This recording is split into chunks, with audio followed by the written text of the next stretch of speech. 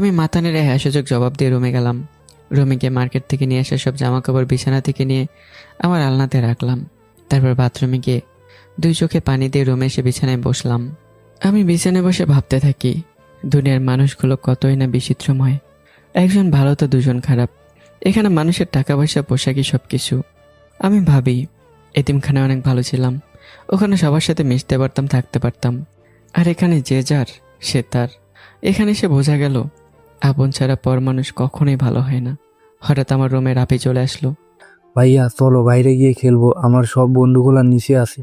এখানে তো কোথাও খেলার জায়গা নেই ভাই। বাসার নিচে এই যে ফাঁকা জায়গা আছে সেখানে। আমি আর কোনো কথা না বলেই রাফি সহ নিচে চলে আসলাম।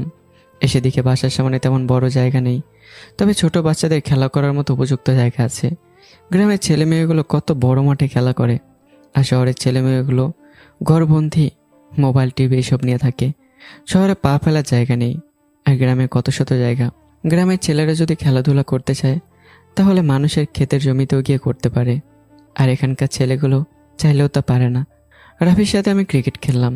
সন্ধ্যার দিকে খেলা শেষ করে আমরা বাসার ভিতরে গেলাম। আমি রুমে গিয়ে ফ্রেশ হয়ে উজু করে নামাজ আদায় করে নিলাম। আর আমি রুমে বসে মাদ্রাসার যে বইগুলো পড়তাম সেগুলো একটু পড়তে বসলাম নিয়ে। রাতে আর আমি চাচার পরিবারের সাথে খেতে যাইনি। আমি জানি আমি যদি সেখানে খেতে যাই তাহলে তারা আর কেউ খাবে না, তাই বুয়াকে বলে খাবারটা রুমে নিয়ে এসেছি। পরের দিন রাজু সাহেবের সাথে আমি ভার্সিটি যাই।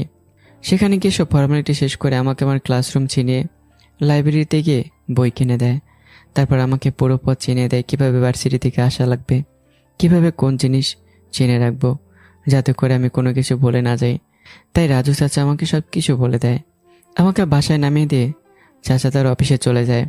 আমি বাসায় যাওয়ার পর মোর্শেদা বেগম দেখে তার স্বামী নেই, আর তাই সে আমাকে বলে, দেখ বাপু, তুমি আমাদের এখানে থাকতেছো, খাচ্ছো, পড়ছো, আমরা তোমাকে মানা করব না, কিন্তু এর বিনিময়ে তো আমাদের কিছু কাজ করে দিতে পারো।